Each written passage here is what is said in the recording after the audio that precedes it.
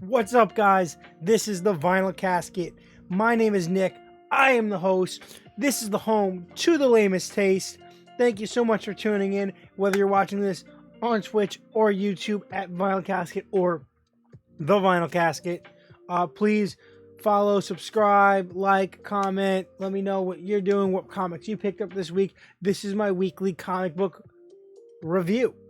I do it live, so you can follow me on Instagram at Vinyl Casket and Vinyl Casket Comics. Vinyl Casket Comics. I post mini little reviews and updates about every book that I pick up during the week. The way we do this is we pick them up, we read them, we review them. We got a nice little stack. We're going to start it off real easy. By the way, happy holidays. Tomorrow is Christmas Eve. We start off with a nice, easy backlog. This came out like 2 weeks ago. I finally got my Scotty Young variant cover, which I've been waiting for. Finally came in. Very happy about this. There was 2 Scotty Young covers I passed up this week. Miss Marvel and issue 2 of Black Panther, which I've never seen an issue 2 get a Scotty Young cover. Yeah, I passed on those 2. They were just basic. You know, nothing really cool going on with them. This was an amazing cover. Very happy to have this. Reviewed the issue. You can go back 2 weeks ago. Check out that video. Talked about this issue. Awesome event going down with Devil's Reign. Super excited about that. Now we get into the new books. We're going to get into independent. We're going to start with Boom Studios with issue 3 of House of Slaughter with a really cool variant. I like this.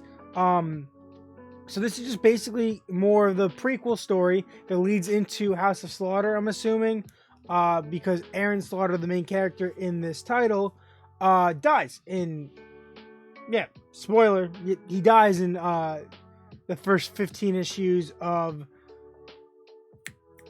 Something's Killing the Children. That is what this is a prequel to, because obviously he's not, dead here. This book has really explained to us like the inner workings of how the House of Slaughter works and how, their exact chapter, how there's different colored masks and who leads what and the whole semantics of the situation and how it's told in like present. Well, it's all in the past, but it's like past and then even further past about these 2 characters and how one came from the Butcher, some other like chapter of the House of Slaughter, and he came there and then he got initiated in and they were roommates, even though one was a white mask and one was a black mask, and they formed some kind of relationship, and then he's sent years later to hunt him down and kill him because of whatever he did. I'm really enjoying this. It's like a slow burn, but it's pretty entertaining. It's pretty enjoyable. Artwork is solid. Layout is really good. If you enjoy Something's Killing the Children, the layout here is really good. Solid issue, variant cover. Really enjoyed it. I'm gonna give it an 8 out of 10. I'll start it off with an 8 out of 10, and we'll move into Image Comics with issue 11. Issue 11 of Radiant Black with a variant cover. Pink going to France here. Nice little side story, kind of sets us up for like the next issue. It's going to be all about Radiant Pink. Kind of gives you that wrap up of what happened out of the last issue with Nathan being, is it Nathan? Yeah, with Nathan being back alive, and this having to deal with that, and then him kind of being bummed because he was what he thought was a couple hours was like 6 weeks, something crazy like that. That relationship is like, that's fine, but everyone else in Nathan's life has a problem with I can't think of his name, the guy who's Radiant Black, Nathan's best friend. But yeah, I'm really like torn for him because he's like, I did all this to bring him back, and then all these people are mad at me because I went missing. But Radiant Pink comes along and sets him up on a new storyline, and I'm really excited to see where that goes. Apparently she's like live streaming all her adventures, which is really cool. Solid issue. I'm gonna give it a 7.5 out of 10.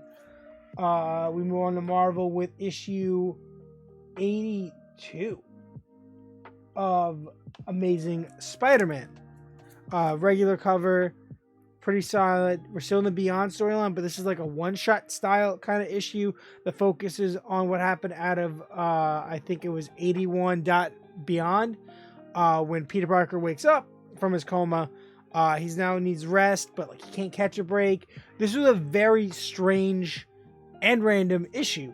Artwork here was so weird, so strange, kind of really not my taste at all. I kind of was really turned off, but I powered through it, and the story was just random. It was just really weird. It was kind of stupid. Like this whole issue was kind of like it didn't really need to happen, but was kind of like there to develop what was going on with Peter, but kind of just like acted as like a filler. You could have done this exact thing with an existing villain, with a better art style, anyway else, and I would have enjoyed it. Yeah, it wasn't that good. It was written well for what it was, but it didn't need to exist at all, and could have existed in a very different way, which filled that same void and would have been 10 times better. Yeah. Peter's in the hospital, notices trying to get rest, keeps noticing people getting abducted and eaten by this monster. He gets there, he can't do anything. Mary Jane shows up, Mary Jane rescues him. Kind of like this villain kind of tells everyone his own fault and his own weakness, like really blatantly out loud. I haven't discussed this with Omnipotent Comics or Manny Reads Comics yet. But I'm going to right after this video, and because they've been telling me to wait before I freak out, could do my review. Then I'm going to freak out about this book because it's kind of a waste. It super reminds me of a Spencer thing where Nick Spencer just did random shit. This is like a random shit that could have been a cool random shit, but it was just a strange random piece of shit. I'm going to give it a 5 out of 10. Yeah, but Marvel also had issue 6 of Moon Knight with this Villain Reign variant cover. Really cool variant cover. Really cool book. We have this new villain. We have Zodiac. We get to see the aftermath of that, and how he's saved. How is Mark Spector saved? The other Fist shows up. The other Moon Knight. The guy that was his villain, that was the enemies. He's like, we're brothers. Like, I have this newfound respect for you because, like, the vampires, like, they developed this weird form of respect for each other because of the power they share and the link that they have through that. And they've come to this, like, really, like, okay, like, I'm gonna help you because it helps me kind of situation. It's really cool. I like to see that there's a new villain. I love that Tigra is still in the book. I love the involvement with vampires and Tigra and 2 Moon Knights. Really interested. I like the backstory we got on the other Moon Knight. I hope he gets like his own name, like Moon Pawn or like Moon Servant, Moon Hunter. Pretty solid issue. I'm gonna give it an 8 out of 10. I think it deserved that. It was pretty good. On to DC, we have issue 2 of Robins. The winner of the DC Round Robin contest, issue 2. No. I don't know why I picked this up. So, I'm not going to compare this to Spider-Man because it was definitely a lot better than Spider-Man. It was an okay issue. There was nothing really that wrong with it. My problem is, I don't know why I picked this up when I didn't really enjoy issue 1. Issue 1 let me down, and for some reason I had enough hope in me, which I need to stop. I need to stop doing that. And I really wanted to give this a shot and hope it was good. And art was like, okay. Storyline was okay. This was hyped up. People voted for this. We wanted this. Everyone wanted this. There was a bunch of other ideas on that what is it? Bracket that could have been way better than what this is turning out to be. They put on, art team is just solid, just standard, just okay. Nothing groundbreaking. The writer is nothing groundbreaking. This plot could have been so much bigger and robust and more ridiculous and unique. It just feels like, and this isn't connecting in any way that I can feel to the current continuity, that I can be okay with it, because it feels like a stupid Black Label kind of thing, but it's not. Same reason why I dropped Titans United. It wasn't it. It just weird, random, using characters just to make money off of other stuff. We gave up a Blue Beetle, a Jaime Reyes Blue Beetle book. Like, very upset about that.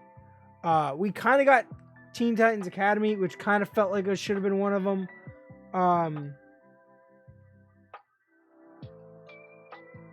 Yeah, I don't know. It's like this was written like so. Like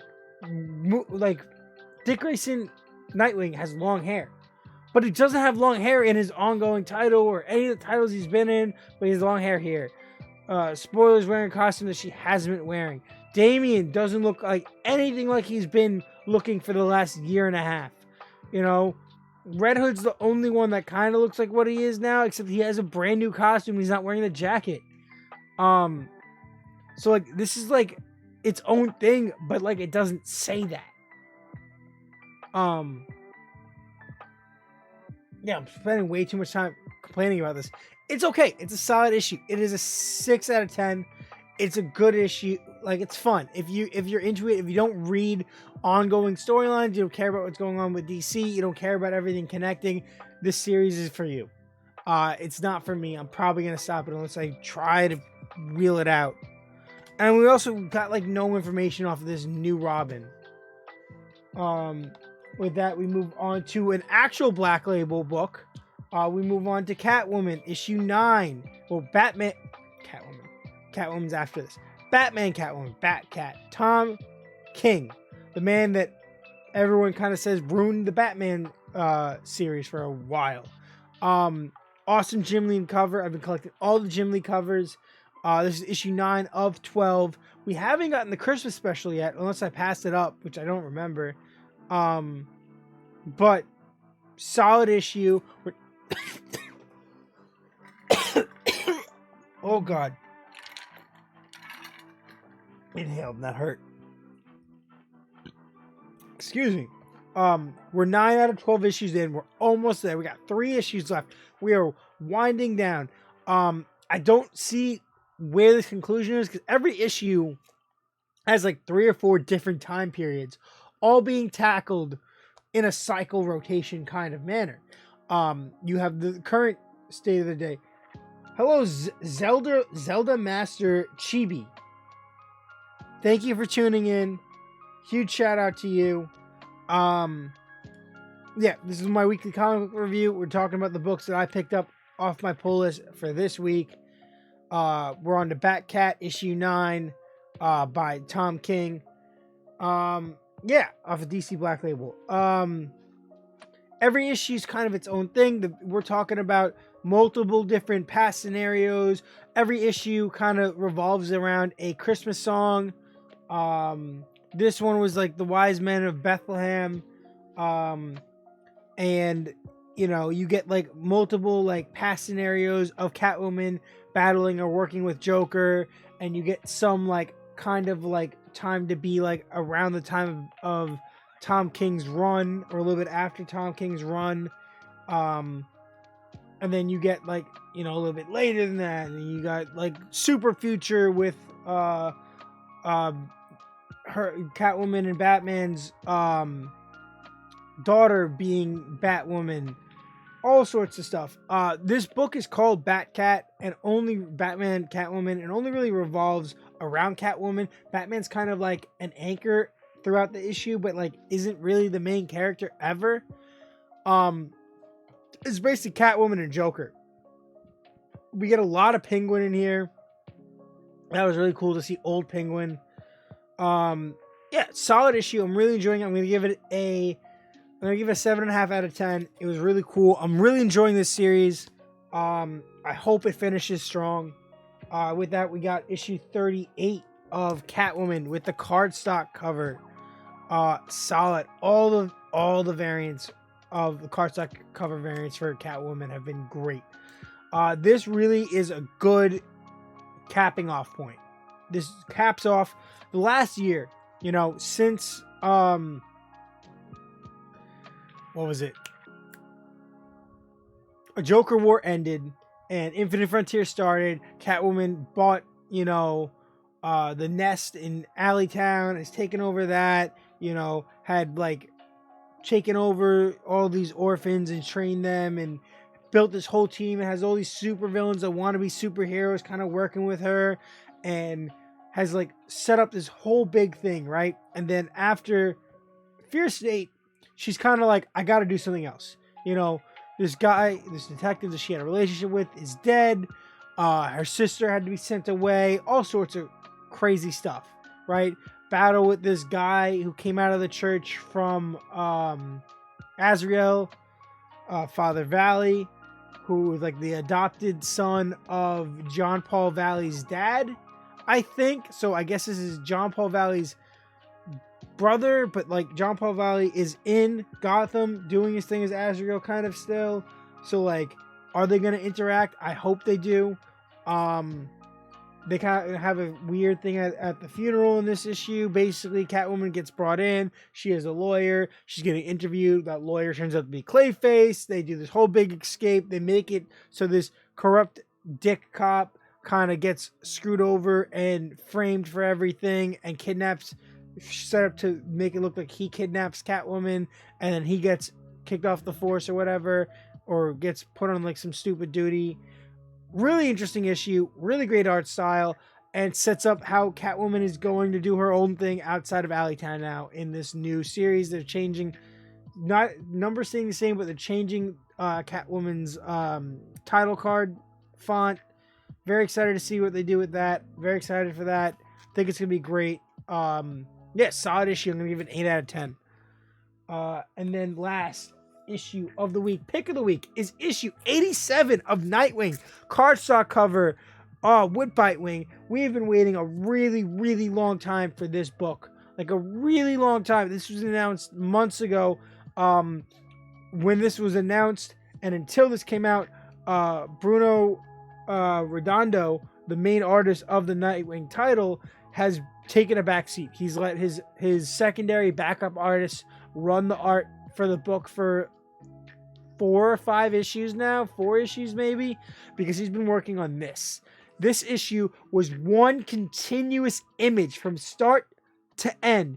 It was just one ongoing image, and it showed the scene just continued to go straight across. If you laid out all the panels, it would have gone straight from one side of Bloodhaven to the other, and took you all throughout the buildings and whatever, and you just saw Nightwing kind of like a Mario game or a Mega Man game, side-scrolling his way across this scene. And with that, because there's so much negative open space, because you're showing this big wide shot of him jumping into the window, going down, so the whole page is just this, and then him going, making his way out, right? He got to put so much detail around Bloodhaven and the people that live in Bloodhaven and what they do and this and that. And, Dick Grayson going out publicly, running for mayor, trying to take over and make the city better, has a hit put out on him, and these gang mafia guys kind of steal his dog. Really interesting stuff, really well done. Barbara Gordon suits up as Batgirl, which doesn't happen that often. That was really cool. Don't really like her new costume, but it was okay. Really solid issue. This is a 10 out of 10. This issue was amazing. Maybe because I waited so long for it, and it turned out even better than what I thought it would. Amazing issue. Pick of the week. 10 out of 10. Solid. Those are my picks of the week. Marvel only had 2 books for me. Independence was Boom and Image had 1-1, and I got to pick up this from 2 weeks ago. Very excited. I loved it. I love it. Do I have time? Let me talk about these 2 issues that I picked up late, right? So this is from almost maybe a month ago. This may be a week or 2 weeks ago. It was Boom Studios with issue 1 of Buffy the Last Vampire Slayer. Really solid issue, really cool artwork, really setting up a nice alternate universe future kind of storyline. Very excited to follow this through. And then Vault Comics got Radiopocalypse. This is by Ram V, which I talked about this today with Omnipotent Comics. Not a fan of Ram V.